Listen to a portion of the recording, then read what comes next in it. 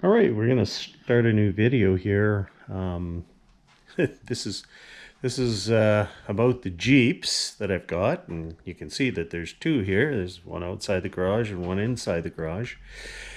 And the reason for that is that the one that you see in the garage, it's I don't know, it's been a little bit of a disappointment to me. It's not really what I like.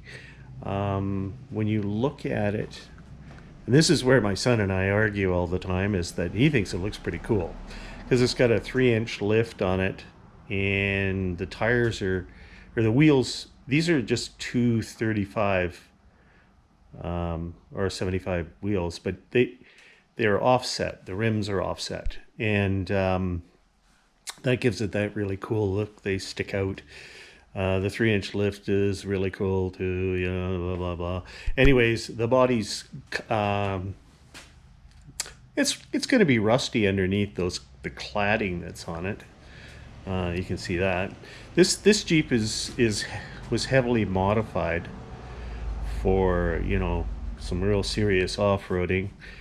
There's a snorkel on it, which I'll just show you here in a minute.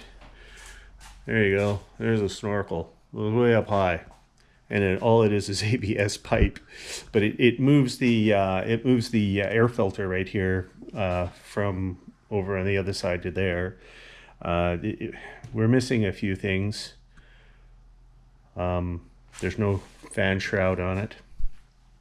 Anyways, I don't know. It's kind of cool. It has a tow bar that goes on it. You can see where the tow bar mount is right here. It's a nice Jeep. The frame is in very good condition. The running gear underneath is in good condition.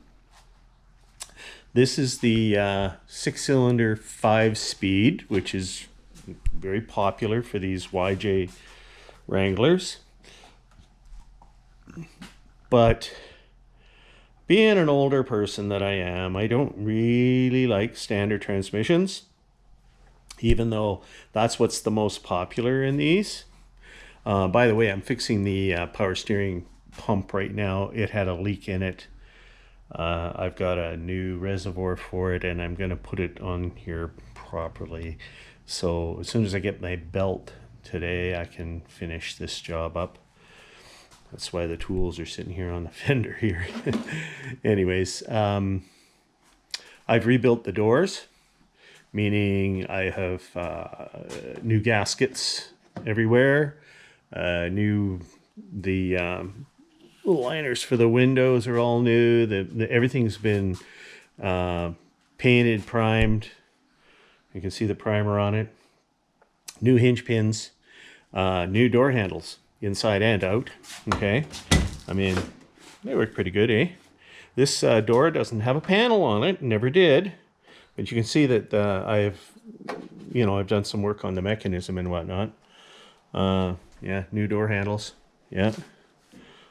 So this Jeep was a hardtop, and there's the hardtop right there. It's not all the way on because, as you'll see here, the windshield's still missing.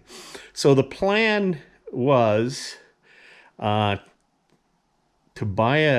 get a new windshield frame, and I'm going to show that to you here, and new glass, because they're always broken.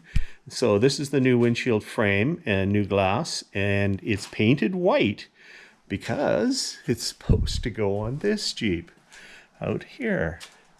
So the black window that you see on there right now, that's supposed to go on that green Jeep inside.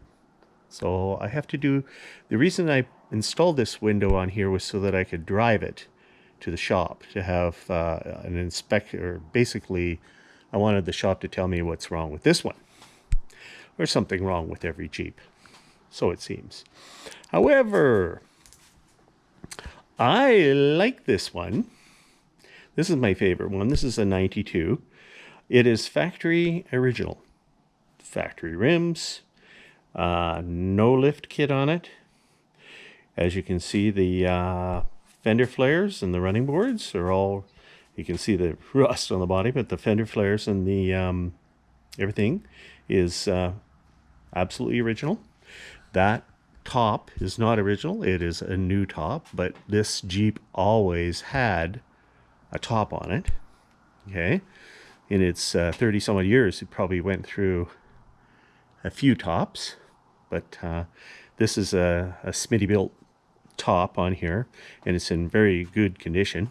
Everything's nice about it. These are the half doors here. Okay. Now, I really like these half doors. There's no window mechanism to roll down or anything like that. You can take this off. You can unzip this window and lay it down. I like it. The half doors are a lot lighter than those full doors, and so the pins don't get loose. The door's still solid. This Jeep, even though there's rust on the outside of the body, the floors are still very good in it. There's a couple of big things about this thing that I really like. One is this. This Jeep is an automatic. 6-cylinder automatic transmission. And I like automatics. Not a popular thing to have in a Jeep is an automatic. Although all the new Jeeps, if you go buy a brand new $80,000 Jeep, guess what? It's an automatic. So I like the automatics. The other thing that you can see is that the dashboard is in much better shape than the other one, for starters. And this button right down here is a manual engage for the front differential. Okay, so when you put it into 4 high or 4 low, you still have to pull out on this thing in order for it to lock in both sides. Okay, so that's kind of cool. Normally the Jeep and the other Jeep in the garage will have a vacuum operated system. Okay, so when you put it in 4-wheel drive, the vacuum is supposed to do that job, but that's prone to failure. It still works on the green Jeep. That's great, but one day, you're going to lose if you lose your vacuum, you lose your 4-wheel drive. So, yeah. Anyways, the other thing is you can see under the dash here is the vents. That is an air conditioning. Very interesting that it has air conditioning. Very interesting. And along with the air conditioning came a cigarette lighter, like a 12-volt plug and an ashtray. So none of that stuff's in the other Jeep. So yeah, and these seats are pretty trashy, but at least this Jeep probably came with vinyl seats, because if it got wet, it won't matter, right? So a soft top Jeep, soft top's meant to come down. So anyway, yeah, I like this Jeep. I want a soft top. I don't want a hard top. And we broke the window on the hard top. So, I've been comparing these two for quite some time. The debate is going on, which one to keep, which one to... Oh, wow, that wind blew over my bottles. Okay. Anyways, the debate is on. Now, this Jeep still has some interesting things here. Still has the little bumperettes. They're bent. But it has the spare tire mount. I was trying to find a spare tire mount for that Jeep. Well, here it is here. Also, stainless steel hinges back here. Very nice. Anyways, I haven't got the top on here properly. But this was just a real quick job of putting the top on. I didn't quite line it up properly, so it's not closing. Let's have a look under the hood here. The toolkit's still here. Amazing, eh? There's your AC pump. So the belt that drives everything is slightly different on this one. Very clean under here. Very not a whole lot of rust or damage or anything like that. Nobody's really messed around with the wiring. Things are where they're supposed to be. These motors have a throttle body fuel injection system on it, or well, they're fuel injected. This is the original air box on it. This one here has the shroud. Everything, all the stickers are still on here. Look at this, stickers. I tell you what's what. So this is unmodified. Okay, unmodified Jeep. That front bumper's got to go. It's all bent to shit, but that's okay. You know, you can build a front bumper pretty easy. It's just a piece of channel, so you get the right size channel and away you go. Anyways, the pros and cons here. There's just a ton of them. This one here, the hinge pins on the back door, they're trashed. You lift this up. Watch this. Yeah. Okay. So, plus the door.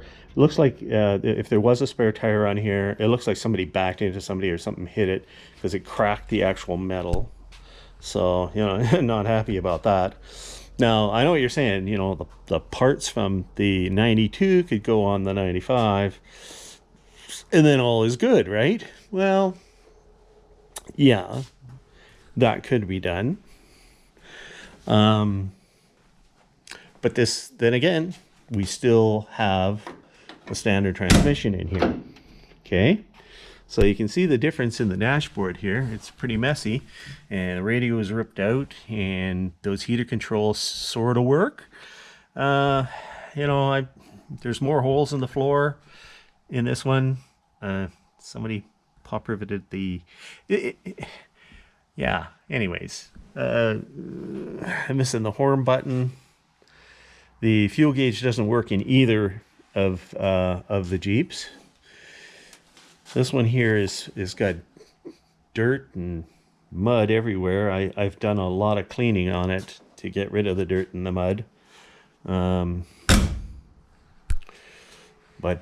Yeah, there's still dirt on everything. Like it needs a scrub.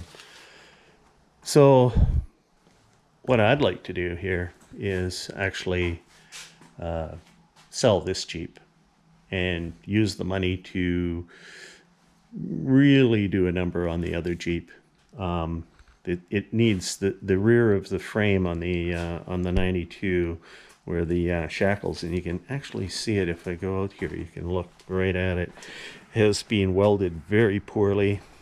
It's the only part of the frame that's not good. Somebody did a crappy job there, so that needs to be fixed. It's not going to pass an inspection with that on there, I'll tell you. So anyways, I'm winning the debate, I think, here, because that Jeep being an automatic, having a few features that I like, is better for me. I like it. It actually drives okay right now, except for it needs a new differential in the rear. It's a bit sloppy and leaking out the back. So it needs work too. It's got some leaks underneath. This one here doesn't have leaks, but it's been heavily modified with the lift. You know, a lot of changes made. So, and those offset wheels, I'm kind of suspecting that the rims here that I have, by the way, those are brand new tires. I spent $900 on tires and I shouldn't have. But anyways, these offset rims sticking out like that, I think it really affects the handling on the road. Maybe not so much in the bush, but on the road it does. You're going down the highway, this thing's a handful. Like you're constantly on the steering. So anyways, I'm not happy about that, because where we live, you gotta drive on the roads just to get to some place that you can explore. And that was the whole concept behind this thing, is that this is fun. It's supposed to be a convertible. Anyways, yeah. So I got parts and pieces all over this bench here. All my wiper blades are here, and my visors and things. There's a new cowl seal for when the white window goes on. New mirrors, the old rusty steering wheel that was in this one. Yeah, the steering wheel and the horn works just fine in that 92 because nobody messed around with any of the wiring or anything. So I'm definitely, it's my favorite. I can fix rusty holes in the body. We can cut all the rust out, clad it better. I don't think I'd want to use the aluminum cladding like this one here is. You know, this is just covering up a lot of rust holes, but whatever. Also, they freaking paint, you know, the work that would be needed for me to be, because I'm fussy, they painted the rubber, and I disagree with that. But anyways, so there's my video. I think that the next video you see will be this Jeep gone and me having eventually this winter working on that 92 Jeep out there.